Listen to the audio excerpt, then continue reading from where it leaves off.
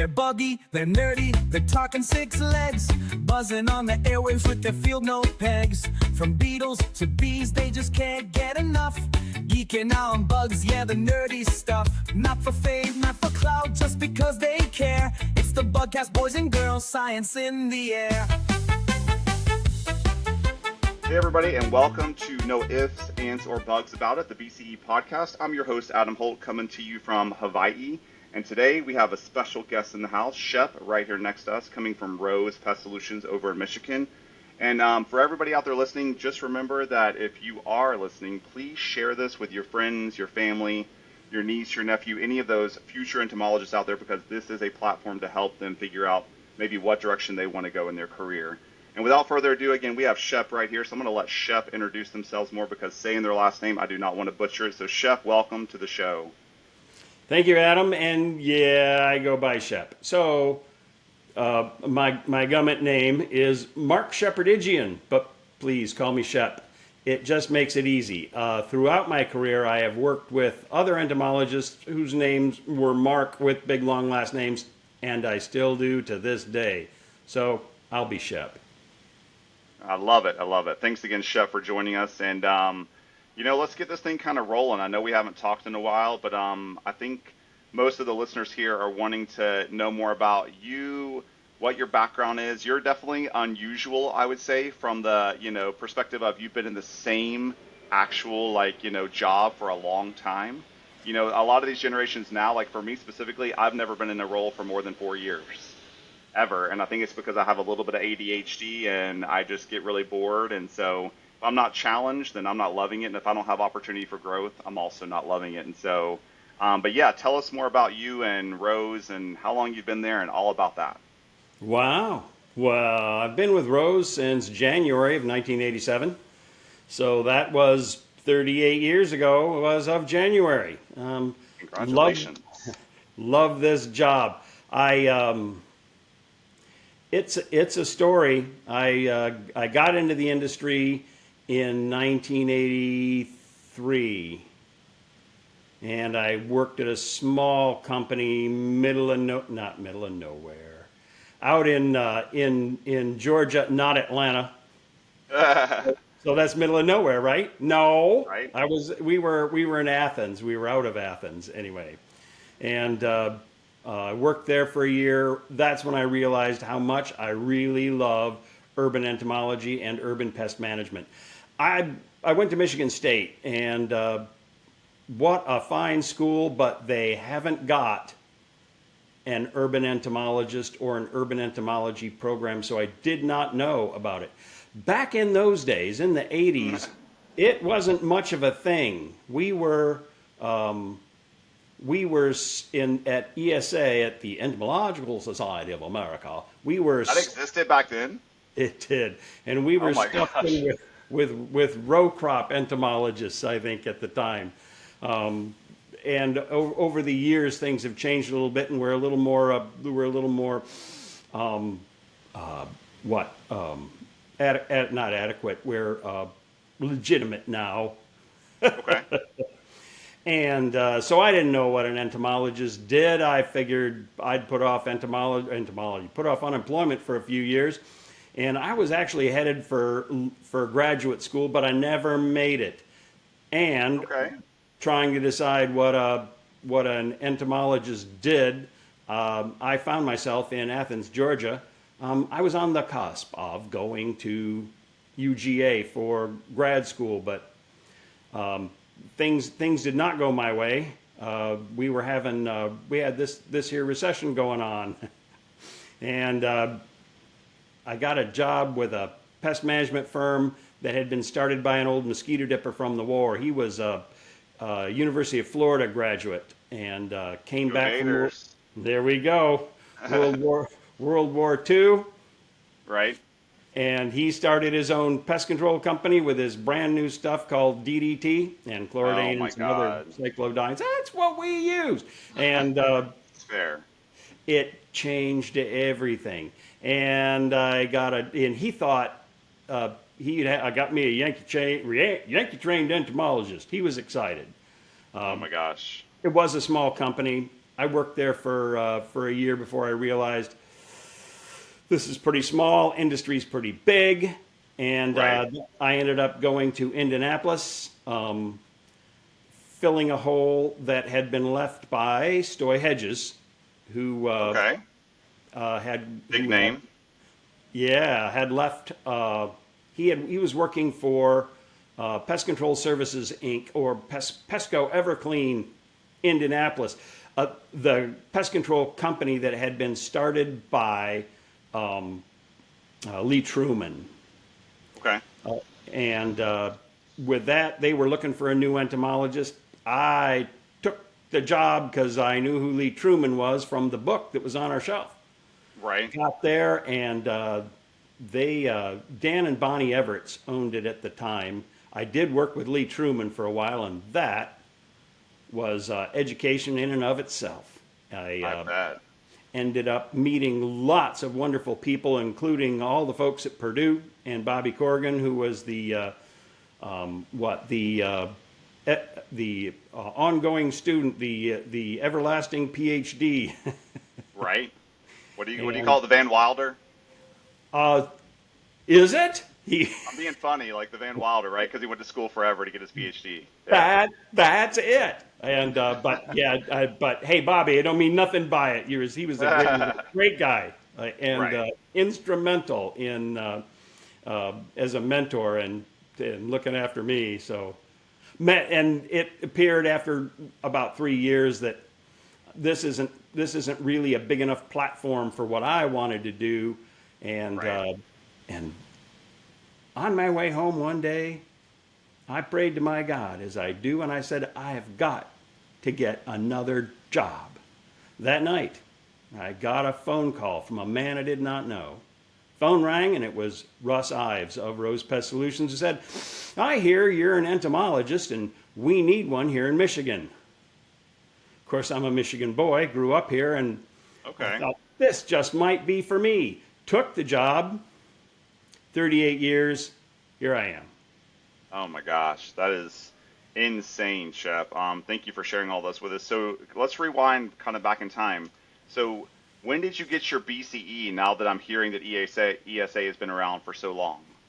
Oh, yeah, it's around longer than that. I actually never did earn my BCE. I earned my RPE. We were registered professional entomologists, and Okay. I did that in 1991. And somewhere in the 90s, they decided it's going to change to BCE. So along with all the other RPEs, we all became BCEs, and that's how Interesting. that worked. So essentially you got grandfathered in, correct? Yes, Now, it was sorry, real quick. To really get more to of a become, name change. yeah, I was gonna say, but so an RPE, a registered professional entomologist, did you have to do anything to get that, or just send your name in and say, "Here I am"? Oh no, it was the same process. It just wasn't Okay. called BCE. It was RPE. So And you still had yeah, to take an exam and everything. oh yeah. So I had to Ugh. go prepare and learn all that stuff, which I did. And you had to get a sponsor, a proctor, which I did. In Okay. fact, one of my old mentors at MSU went to the university in the ivy covered halls and up to the third floor where I'd spent so many hours as a student. And of course, I sat down there. I'm going to do this. I'm going to take this exam, and I had my lucky pencil and my favorite pen, and I hung my overcoat on the rack where I used to work. Sat Right. down, all ready. First question, no clue. Look at the answers. I can rule something out. Couldn't rule out a thing. And let me This. guess. I bet you had to write it all down. It was probably all writing, right? Um, no, it was bubble sheet, I believe. Right. Sorry, Bubble but I sheet. meant not on a computer, not digital is what I mean. Oh, you kids. Yeah. Yeah, that ain't writing it out. Writing it out is we used to have a blue book. It used to be an essay book that you wrote everything in. This was a bubble sheet, so it was kind of newfangled. Anyway, Yeah. Fair. did, Yeah. did that, and despite my early misgivings, I did well and passed my exam and became an RPE. Hey. That's so interesting to actually hear that because you're the first person I've ever heard of an RPE. Oh yeah, and there's a I number love of us that. out there who did that. So, moving forward, you got your RPE in what, 1991? Is that correct? I did, yes. Yeah, and then that converted. When did that convert to a BCE? Or do you remember by chance? I don't remember, but it was a long time ago. Okay, fair enough. And so, I think my next question to you is kind of like you've been with Rose for so long, and so what is how has having the BCE impacted your life and your career? What has it meant to you? Well, when I was young, and I was young, it was a credential where my bachelor's meant little. In the grand scheme of things, with apologies to all the masters and PhDs out there, the bulk I know, I'm one. of the entomology you know should have come from your bachelor's, unless you were a slacker and didn't learn it till your master's. That's where you learn all the foundational stuff, which is what I did. But you do need a credential. Otherwise, you're just an entomologist or someone who says they are. And the BCE really gave me an opportunity to set myself as I know what I'm talking about. Right? This is fair. I don't know if you listened to our first episode with Laura Kruger of Orange County Vector and Mosquito Control District, I but I it was did.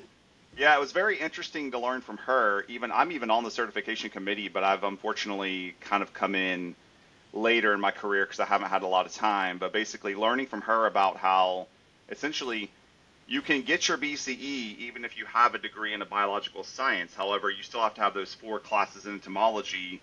You also still have to make sure that you get those 3 years of employment kind of history to back up that to get your BCE. And so, I don't know. For me, it's very interesting. I don't know what you think, but I find it very interesting that somebody can get a BCE without having the degree in entomology. I find it a little controversial. You know what I mean? It's like kind of like you said, to have a degree in a biological science, even to take 4 classes in entomology, is that enough to give you that background in entomology? Yeah, of course. But yes, and there are people out there who don't have their entomology degree, but they have their degree in biological sciences, as in environmental science or environmental ecology, and they've learned their entomology along the line. In order to get your BC, the first exam you have to pass is entomology. You need to know structure and function. You need to know your way around a bug. You need to know what it's made of, how it works. That's the entomology, and if you didn't earn an entomology degree while you learned it, as long as you know it, so that you don't find yourself looking at a rather everyday bug and wondering, I wonder what this insect is. That's what they're trying to avoid. Fair enough, fair enough. And that comes down to the lovely taxonomy of insects, right? And I mean, like, Oh I don't know yeah. about you, but I am a taxonomist at heart. I am, going to University of Florida, working for the Department of Agriculture there in their entomology department. I did that for 6 years, kind of between undergrad and graduate school, and spent thousands upon thousands of hours pulling the Cornell drawers, going through all the different, insects and learning all the taxonomy. And it's like, I don't know, I feel like if you really want to be at least a taxonomist in the entomology sector, you got to spend some time in those museums. You got to spend some time learning all of those morphological characteristics. You know what I mean? No doubt about it. I went through some pretty good taxonomy courses, both in adult insects and immature insects, with Dr. Fred Stair, whom we lost recently. He was fabulous. And when I came out of that, here in Michigan, I could put most any insect I ran into, I could put it to order and probably to family. And that's what really sold me on entomology. At that point, I switched my major from biological sciences. I wanted to be a marine biologist. I was going to be Jacques Cousteau. Ooh. And kids these days don't know who that was, but that looked like the life for me. I didn't get that far. After entomology, I thought, this is what I want to do. Changed my major to entomology and went on from there. I love it. I love it. Yeah. I mean, I have a similar story. I was originally going to be a veterinarian, and then in high school, I got forced into a standard level zoology class because my dual enrollment schedule got messed up between the high school and the college. And, getting stuck in the standard level zoology class, you're like, oh my God, I'm going to be surrounded by idiots. This is going to be so easy. I'm going to hate this. And you know what? Honestly, my teacher forced us to do an insect collection, and we had to collect bugs and taxonomically curate them and do all this stuff. Sorry, curate them and then taxonomically identify them. And I was like, man, I love this. This is my jam. So I automatically switched my only veterinary, major to, entomology pre-vet. And so I basically kind of still went the route, and then that was it for me. That was all she wrote. And then I've always been super obsessed with medical and veterinary entomology. So I love all the bot fly removals and ticks and lice and mites and all that fun stuff. Yeah, absolutely. And the incredible variation in form and design of insects, it's all art to me, and I absolutely love it. Yeah, 100%. So that's another, that brings me to another question for you. What is your favorite thing in entomology? What's your favorite bug? Anything? What's your passion when it comes to entomology? Well, much like, who's your favorite child? No, it's like, or your favorite food. Depends on my mood at the time. When it comes down to it, I really enjoy grasshoppers, and I do love them. I'm trying to get as many. I got some really cool grasshoppers. Some of them are amazing. So I wouldn't call me a grasshopper expert. I am not. There are a couple of those genera that are so full of species that look almost exactly alike that it's really difficult to be a grasshopper expert. But I just love them. I love the way they look, the way horse lubber. There's a grasshopper for you. There you go. What a cool animal. Tell us more about the horse lubber. What is that? Well, the lubbers are a large old group of the biggest grasshoppers we have are lubbers. The eastern lubber people know from the southeast. The Great Plains lubber is just an amazing animal. They just look like dinosaurs. They're just a little bigger. You could ride them. And yeah. I think we have one down in Florida that's like really colorful and it's like yellow and orange. And it's got like black markings and everything. Romalia microptera, at least that's what it used to be. That's the thing about it. These days they're changing all the names, so you never know. Everything you learned is wrong. They have the lumpers have put stuff together where they shouldn't be, and the splitters have split stuff apart because they thought it was right. Oh, and literally, like me and Shell on our last podcast, we were literally like, because we have this whole discussion about Homoptera and Hemiptera being suborders now of Heteroptera, and I'm like, what? They were orders back in the day. Now they're suborders. No doubt about it. I get it. When I learned Orthoptera, the cockroaches and the mantises and the walking sticks were all part of that. We didn't even know about heel walkers. But that all got split up. That didn't hurt my feelings too bad. It's when by putting things together now, true powder post beetles are one of the false powder post beetles. Go figure. Well, I mean, and it's like putting cockroaches in Isoptera. Yeah. Now, have you ever looking at a cockroach and mistaken it for a termite? Not a single time. The first time I was in, it was the Cherokee National Forest, me and some of my bug buddies. Nothing like a bunch of friends that go out in the woods and just collect insects for the pure joy of it. That's what we were doing. Right. So ripping open the logs, all the cool stuff is in logs. And here comes a line of white insects walking along, looking for all the world like dampwood termites. And it was probably not more than 300 milliseconds, because that's how long it takes for you to see something and recognize it. And the thoughts go through, what are those doing here? Until I realized those are cockroaches. They were Cryptocercus punctulatus, the little cockroach that lives in that area of the nation, and it feeds on wood by the help of microorganisms living in its gut. So The endosymbionts. yes, so that makes you think, well, there may be a connection there. I So mean, I think it makes sense that they're both decomposers and there's somewhat of a connection, but I think from the perspective of just their morphological characteristics, I think it still makes sense to somewhat define them separately in my mind. I don't mind you putting them together, but let's keep things so that people can learn about them. There's value in that as well. The whole 100%. yeah, like it's the whole mite thing now. I guess mites are separate from ticks, which I get it. You look at them close enough and you go, okay, there's some similarities, but there's some differences. Yeah, but the Love it. lumpers go hog wild. Just take their machetes away and we should be fine.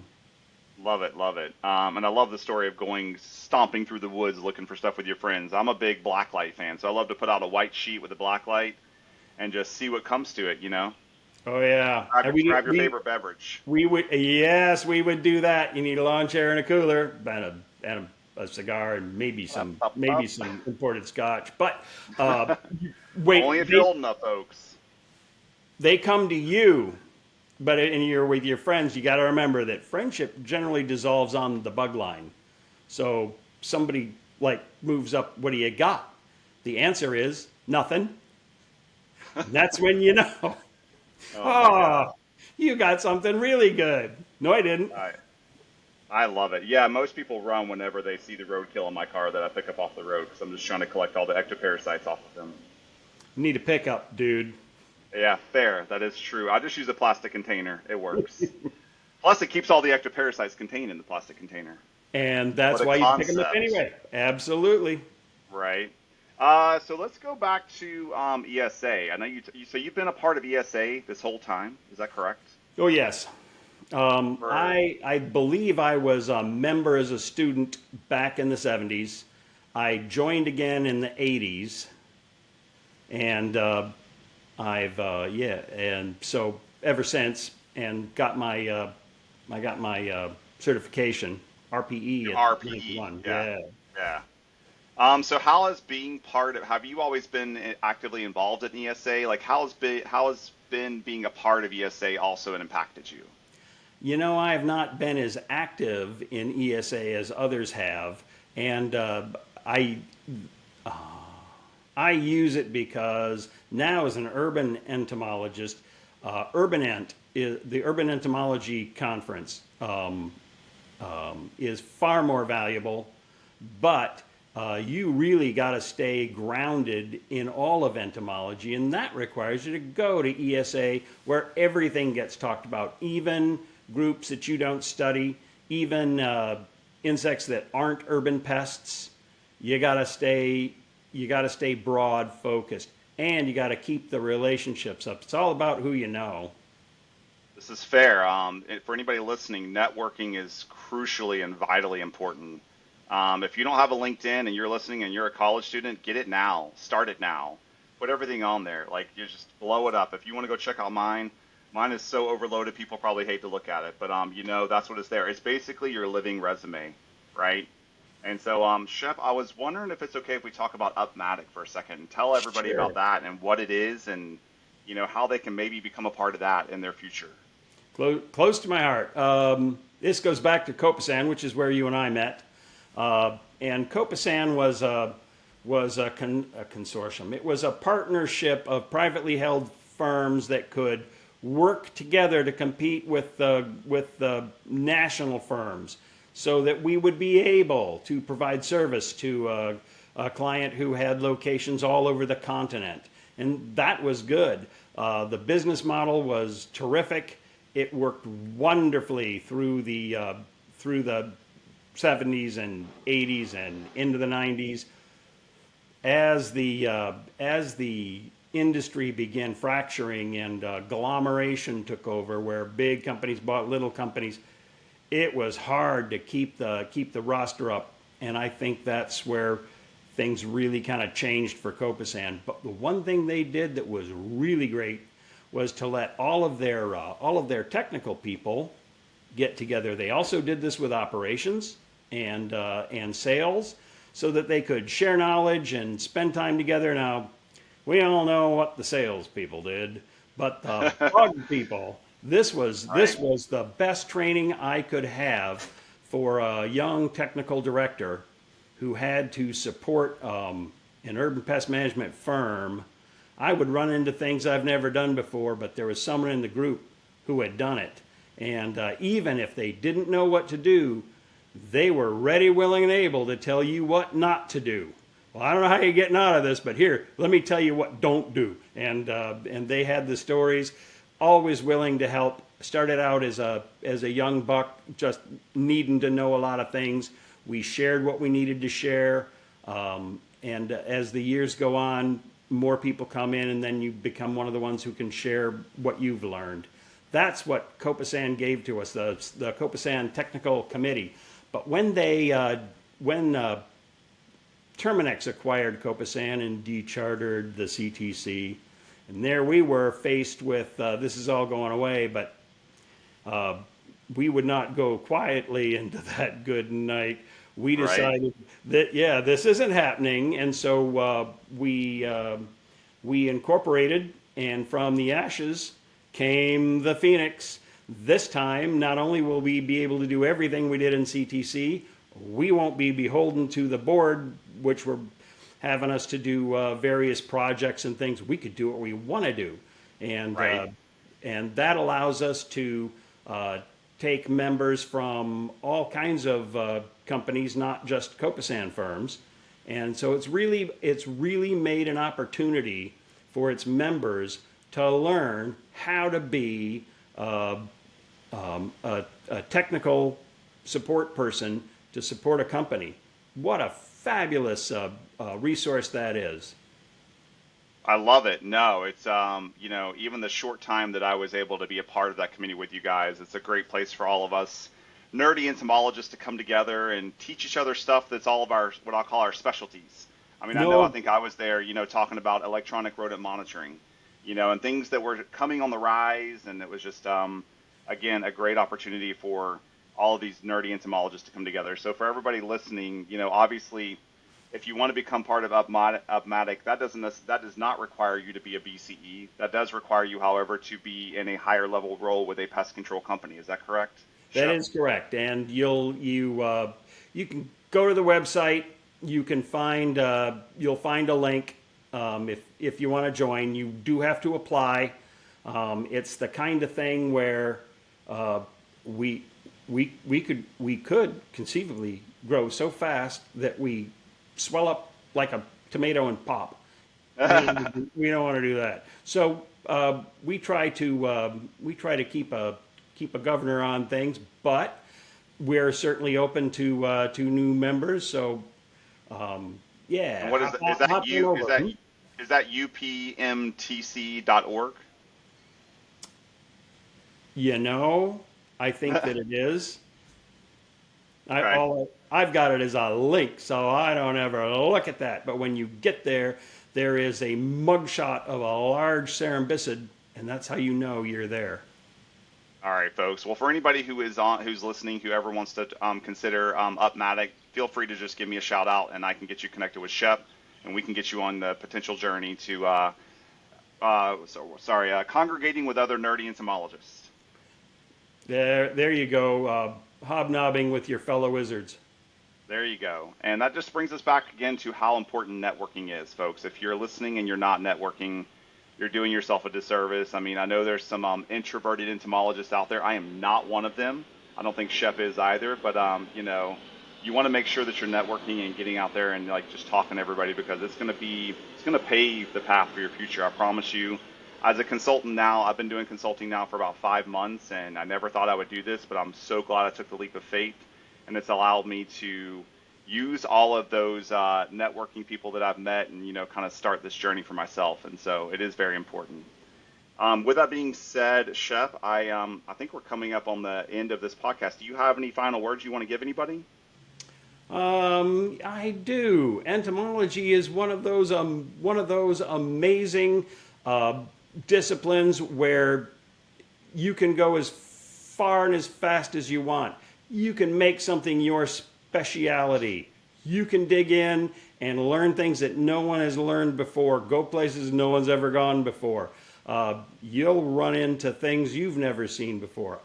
Entomology just offers so much opportunity that if you've got the slightest bit of interest in it, I'd say go for it. I 100% agree, for sure. Come on in. The water's fine. Hey, I'm in Hawaii. The water stays great all year long. So other than the lovely tsunami we almost faced yesterday. Yeah, I'm safe. We're good. I mark myself safe. I check in. I'm good. So, yeah, awesome, Shep. I so appreciate you coming on board and giving us some of your time. Maybe in the future we'll have you back if you want to join us again. But for everybody listening again, please share this podcast with any future nerdy entomologist. And again, thanks for joining us on No Ifs, Ands, or Bugs About It, the BCE Podcast. And stay tuned for our next one coming up very soon. Thank you, Adam. Bye, everybody. Bye now. They're buggy, they're nerdy, they're talking 6 legs, buzzing on the airwaves with their field note pegs. From beetles to bees, they just can't get enough. Geeking out on bugs, yeah, the nerdy stuff. Not for fame, not for clout, just because they care. It's the Bugcast, boys and girls, science in the air.